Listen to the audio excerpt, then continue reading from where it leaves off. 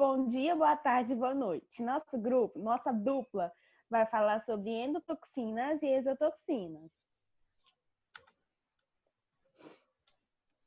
As toxinas bacterianas são substâncias capazes de causar danos ao organismo animal. Podem ser classificadas como endotoxinas e exotoxinas. As toxinas são definidas como substâncias solúveis, usualmente de natureza proteica, que alteram o metabolismo normal da célula ou tecido hospedeiro com efeitos deletérios nos mesmos. Pode passar. Classificação das endotoxinas. O que são? São bactérias gram-negativas e se reproduzem em ambiente anaeróbio.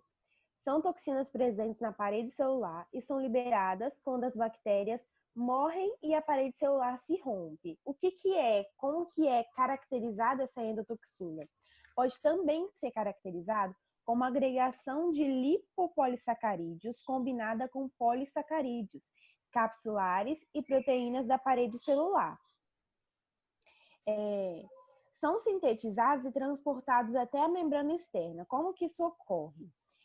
Esses lipopolissacarídeos são sintetizados na membrana citoplasmática da bactéria gram-negativa, ou seja, do micro-organismo gram-negativo. E quando eles já estão totalmente formados e maduros, eles são transportados até a membrana externa e lá eles permanecem durante toda a vida desse micro-organismo, dessa bactéria. Quando essas bactérias morrem, essa parede celular se rompe e esses lipopolissacarídeos, essa que também é chamada de endotoxinas, eles se desligam dessa parede e são jogados na circulação, caem na circulação e aí são absorvidos. A partir do momento que eles são absorvidos, eles começam a gerar os efeitos tóxicos. Esses efeitos são amplamente mediados através da interação e ativação de diversas células inflamatórias e imunológicas do hospedeiro, ou seja, quando essas bactérias são absorvidas, elas vão gerar diversos efeitos. Esses efeitos são causados pelas endotoxinas dessa bactéria, que vai ativar o sistema imune para tentar combater essas toxinas. E aí vai surgir os sinais clínicos no paciente, né? Passa. Visão geral. A endotoxemia é uma importante causa de mortalidade, morbidade e perdas econômicas na indústria equina. Está presente em grande parte dos casos de abdômen agudo em equinos, sendo responsável por piorar o prognóstico desses quadros clínicos por gerar diversas consequências. O que acontece? O primeiro caso, a primeira consequência é que ele retarda a recuperação dos animais e aumenta os índices de insucesso no tratamento de cólica. Isso acontece porque essas endotoxinas, elas podem gerar quadros de choque séptico, quadros de choques endotoxêmicos, SIRS, né, que é a inflamação inflamatória de resposta sistêmica. Não, peraí. Não é isso não, Luzi. Síndrome de resposta inflamatória sistêmica. É isso que você falou, né? Laminite, ilho paralítico, entre outras enfermidades.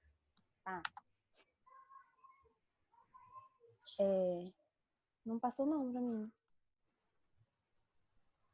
Isso. Fisiopatogenia. Como que ocorre, de fato, a endotoxemia? Primeiro, há um rompimento da barreira mucosa por afecções intestinais. Por que intestinais? Porque o trato gastrointestinal de equídeos contém grande quantidade de endotoxinas em seu lume, que são, então, absorvidas pela circulação em uma proporção muito pequena. Como é uma proporção muito pequena, logo o fígado vai remover essas endotoxinas. Quando a barreira a mucosa está íntegra, não permite que grandes quantidades de endotoxinas sejam absorvidas e caem na circulação.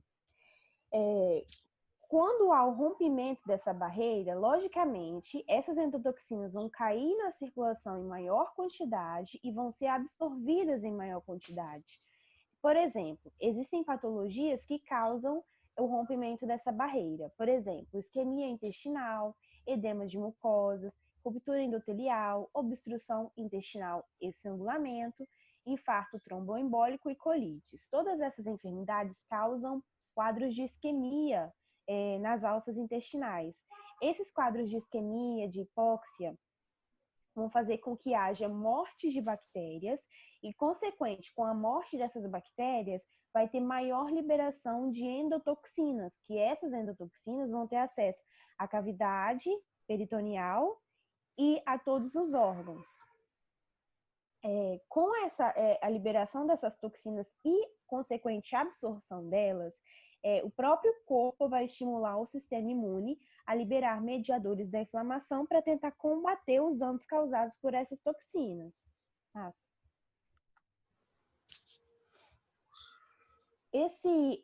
Essa resposta imune que vai ser induzida pelo organismo ocorre de duas formas, né? A resposta inespecífica e a específica. A inespecífica é realizada pelas células fagocitárias e sistema imune completo, ou seja, todos os componentes do sistema imune, principalmente macrófagos e monócitos, que agem de forma inespecífica.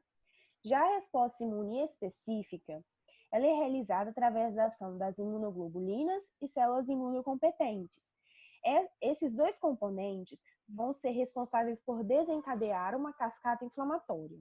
Essa cascata inflamatória se inicia com a liberação do fator de necrose tumoral, interleucina 1 e interleucina 6. Esses fatores estimulam a intensa resposta celular com liberação de mediadores secundários, quimiotaxia e ativação de granulócitos. Os mediadores secundários que são liberados, eles são responsáveis por reativar as células fagocitárias para que elas consigam fagocitar os micro-organismos que estão causando essa endotoxemia focal ali. Então, são responsáveis por tentar eliminar essas toxinas que estão sendo liberadas. Agora pode passar. Aqui é uma tabela que mostra os mediadores envolvidos na sepse ou endotoxemia. Aí tem vários mediadores. Por exemplo, ali fala do tromboxano, que ele é derivado das plaquetas e um dos fatores dele é gerar agregação plaquetária. Temos também as interleucinas 1, que vêm dos macrófagos e também geram um efeito de reação de fase aguda, assim como o fator de necrose tumoral, que também vem dos macrófagos e é responsável por realizar uma reação de fase aguda, entre outros diversos mediadores. Aí aqui é só um exemplo. Um dos exemplos da tabela é a liberação dos mediadores, né, do tromboxano. Esse tromboxano, um dos principais efeitos dele é gerar agregação plaquetária. O que acontece? Esse quadro de agregação plaquetária que está desenvolvido, ele pode levar o animal em quadros de CID. Por quê? Quando eu falei que existem mediadores secundários, esses mediadores eles vão induzir um certo tipo de ciclo vicioso da cascata inflamatória. Só que o que acontece? Por conta de toda essa infecção, de toda essa liberação de endotoxinas, essas inúmeras consequências das toxinas no organismo, o próprio sistema imune, né, o próprio corpo vai liberar uma resposta, né, uma resposta imunológica. Só que o que acontece? Devido a essa endotoxemia, essa própria toxina vai induzir uma resposta exacerbada da cascata de coagulação e da cascata inflamatória. Esse processo de indução exacerbado da resposta da cascata de coagulação vai gerar a formação de microtrombos e tromboembolismos. Por isso que animais que têm endotoxemia, geralmente eles também desenvolvem quadros de CID e a gente pode notar coágulos, né, no corpo e microtrombos, por causa do aumento da cascata de coagulação.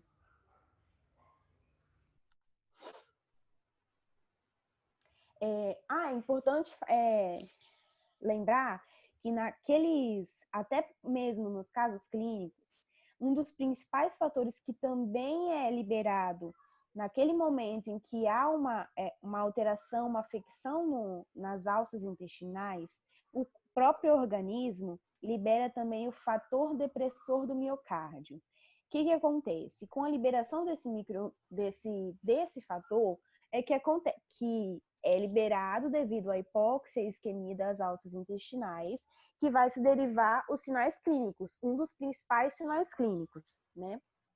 Esses sinais clínicos são divididos em fase inicial e fase tardia. A fase inicial caracteriza-se pela hiperdinâmica, ou seja, um aumento do débito cardíaco, que pode gerar, entre vários sinais, anorexia, depressão, sudorese, cólica moderada, decúbito, hiperemia de mucosas, taquipneia, taquicardia, febre, entre outros sinais clínicos. Tá? Vai, Luz. A fase tardia é caracterizada pela hipodinâmica, ou seja, uma consequente diminuição do débito cardíaco, que gera também, entre outros fatores, halotóxico gengival, esclera avermelhada, né, congesta, membranas mucosas congestas, pulso arterial fraco, hipotermia, taquicardia, taquipneia, entre outros sinais clínicos. Pode passar. Tratamento. Como que é feito o tratamento? O tratamento de uma endotoxemia, o principal fator é controlar a causa primária, ou seja, a gente tem que descartar, restabelecer aquilo que de fato está causando essa endotoxemia. A gente usa principalmente antibióticos, né?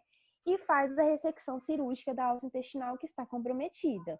Seja ela de grande proporção, de pequena proporção, a gente tem que eliminar a causa primária dessa endotoxemia. Terapia médica suporte. A gente faz no paciente fluidoterapia intravenosa e principalmente com soro Ringer com lactato. Por quê? Animais que desenvolvem tanto sepse quanto uma endotoxemia, eles desenvolvem uma acidose metabólica. E por que fazer com Ringer lactato? Porque o Ringer lactato ele é levemente alcalinizante, então vai ajudar a equilibrar, né, o fator ácido-base e vai impedir que essa acidose metabólica se perpetue. Temos que fazer também uso de antibióticos de amplo espectro contra bactérias gram-negativas e reposição de plasma. Exemplos de antibióticos que são de eleição na medicina equina. Por exemplo, metronidazol, ceftiofur, gentamicina, penicilina, amicacina e ampicilina, entre outros. Passa. Neutralização das endotoxinas circulantes, ou seja, a gente tem que neutralizar a liberação e a circulação dessas endotoxinas para que não causem mais consequências. A gente pode estar utilizando o soro ou plasma hiperimune, a polimixina B e emulsão de fosfolipídios. A polimixina B, ela é um antibiótico muito bom de eleição que vai ajudar a eliminar essas endotoxinas circulantes. E temos que fazer a inibição da síntese de mediadores inflamatórios, que é, no caso, o uso de anti-inflamatórios. A gente usa AINES e corticoide. O corticoide, ele também pode ser de eleição, porque um dos principais efeitos do corticoide é atuar como imunossupressor. E dentro dessa atividade, onde está tendo uma reação do sistema imune exacerbada, uma atividade exacerbada, o uso de corticoides também é indicado. E o uso de AINES, né, como eu havia dito, que pode ser uns exemplos, pentoxifilina, dimetilsulfóxido, fluniximmeglumine, diclofenaco sódico, fenilbutazona, cetoprofeno, firecoxib, entre outros. Pode passar. A parte de exotoxinas. Classificação das exotoxinas. Elas são classificadas em bactérias gram-positivas e elas liberam no meio as suas suas toxinas. Elas não são como as bactérias, não é como na endotoxemia, que são pedaços da bactéria, pedaços da parede da bactéria, que são liberados na corrente sanguínea e que geram resposta. No caso da exotoxina, a bactéria produz uma toxina e libera no meio. Essas exotoxinas, quando é que elas surgem?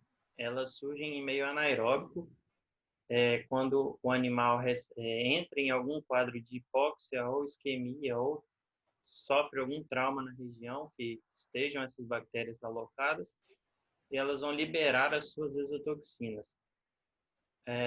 Também podem ser,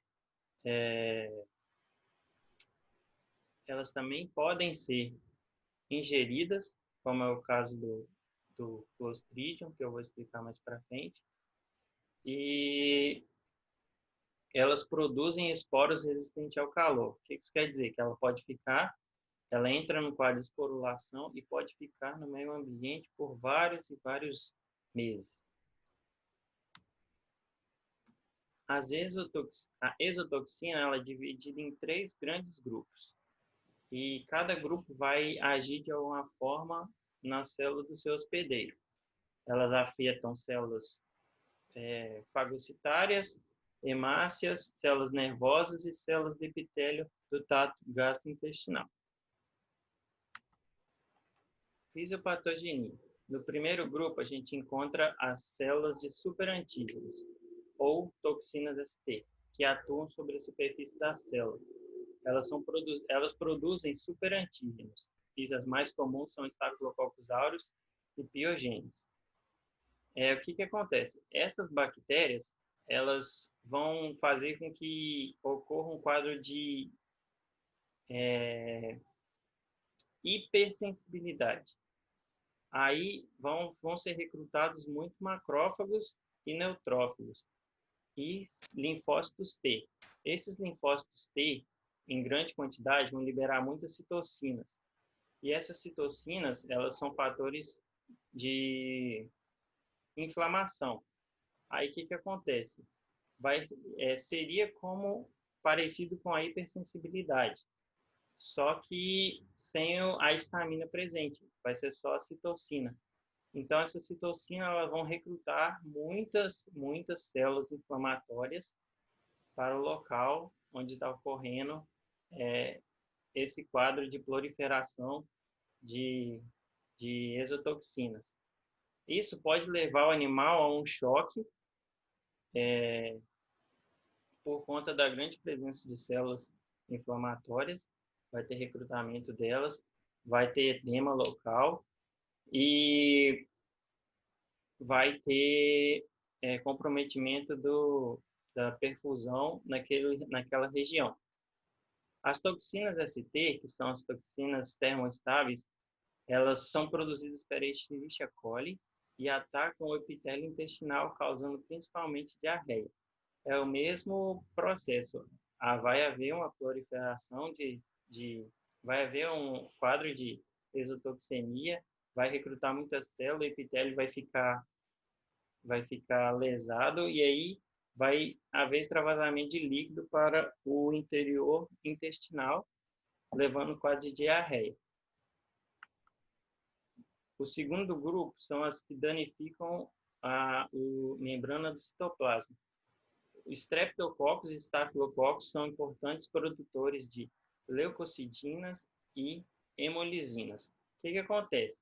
Essas bactérias elas vão agir perfurando a parede das células com essas enzimas aí que elas produzem. Leucocidinas são liberadas pelos estafilococcus, elas vão agir em cima de fagócitos, então o fagossomo chega lá, o fagócito chega lá, fagocita as exotoxinas, e aí o estafilococcus produz as leucocidinas que vão atacar esses fagocitócitos e vão liberar as exotoxinas que estavam lá. Aí, os streptococcus vão liberar a hemolisina. A hemolisina vai fazer o quê? ela vai lisar as hemácias para obter o ferro da hemoglobina para poder ficar mais forte e se multiplicar. Esse mecanismo ele diminui a resistência do hospedeiro, a resistência imune do hospedeiro, porque elas vão agir em cima das células brancas desse hospedeiro, que são as células de defesa do corpo. E o terceiro e maior grupo são as toxinas com mais importância, com fatores de virulência. Nesse grupo a gente encontra as toxinas botulínicas, a toxina tetânica e a toxina de gangrena gasosa ou carbúnculo citomático. Aqui a gente tem um exemplo, a espécie do Clostridium tetani vai provocar o tétano. A transmissão é por esporos que penetram no ferimento. Esse esporo pode ser inoculado ou pode ter um ferimento exposto e o animal deita no chão, ali tem a presença da toxina do Clostridium tetani, que entra no meio, que entra no ferimento do animal e vai para a circulação. A toxina ela vai fazer um bloqueio de neurotransmissores inibitórios. Então, mais para frente eu vou explicar o que é esse bloqueio de liberadores de transmissão inibitórios. E o Clostridium botulino, que pode ser encontrado no meio ambiente também, produz a doença chamada botulismo. A sua transmissão é por ingestão da exotoxina e a sua toxina vai agir, ela bloqueia a liberação de acetilcolina. Então, mais para frente eu vou explicar o que esse bloqueio vai gerar no animal. E a microbiota residente, que é o Clostridium perfringens, que vai gerar o quadro de gangrena, que os esporos penetram no ferimento e aí causa lecitinase, que vou explicar mais para frente também, ou intoxicação alimentar pela ingestão do Clostridium perfringens, que vai agir como um superantígeno, igual falei antes, que vai gerar um quadro de resposta imune muito grande no animal.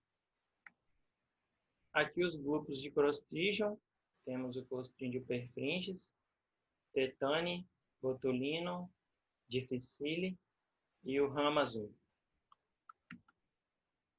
A toxina botulínica, o que ela vai fazer?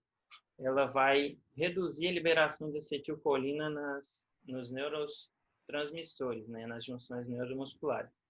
Ela provoca uma paralisia flácida no esqueleto do animal. Essa neurotoxina pode ser encontrada pré-formada na carcaça dos animais, podendo contaminar pastos e silagens, além de água.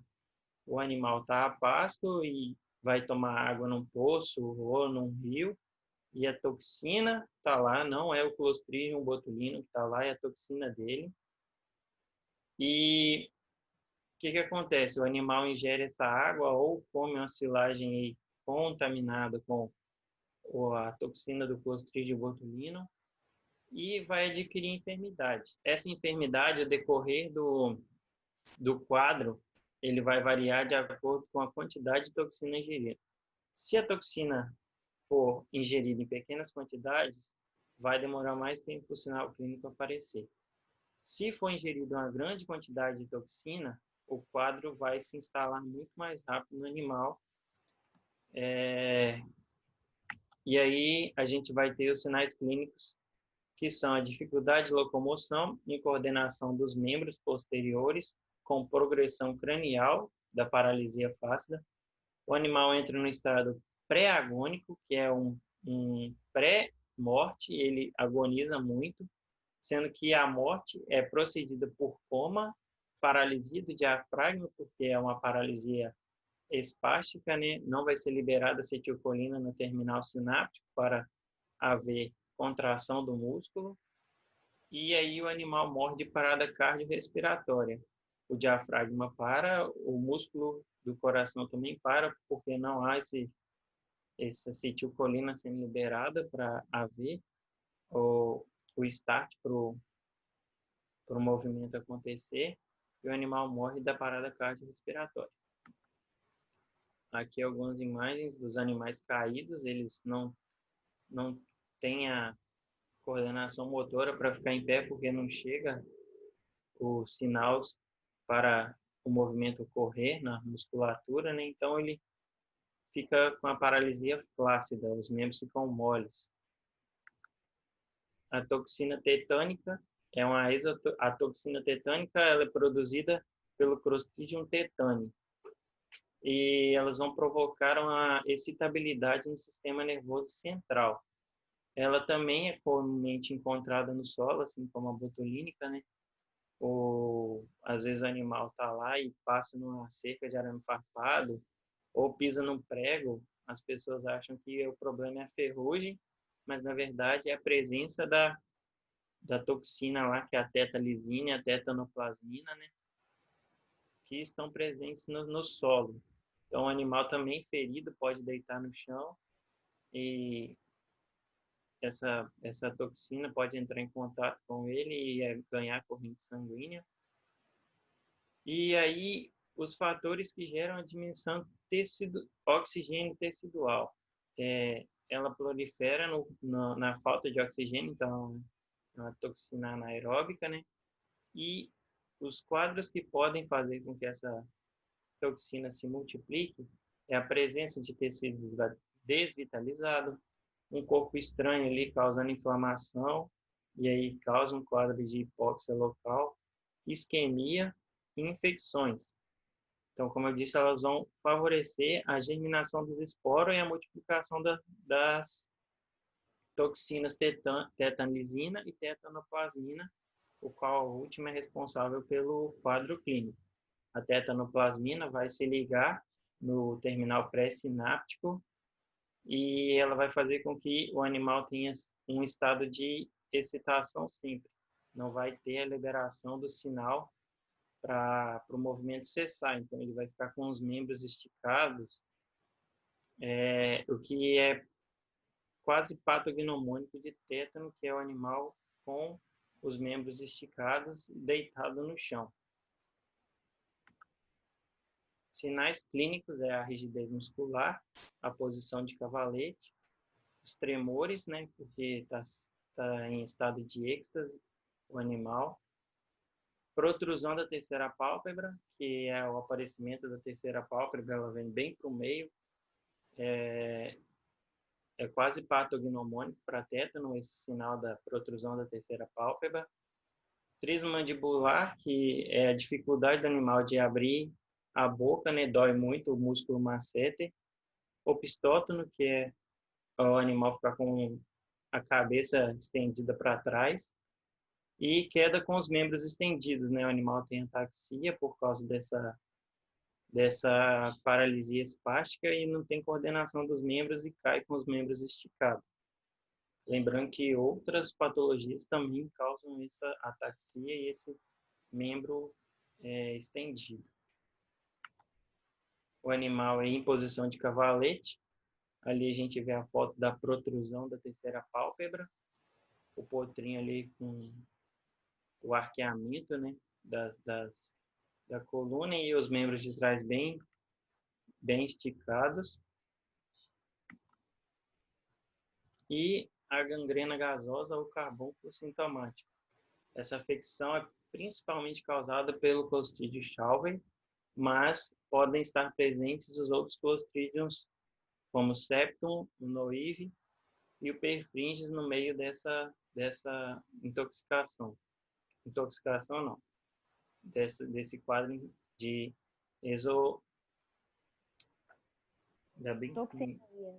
Ainda bem que tem editor. Vou começar de novo esse slide. Tá. A gangrena gasosa ou carbúnculo sintomático.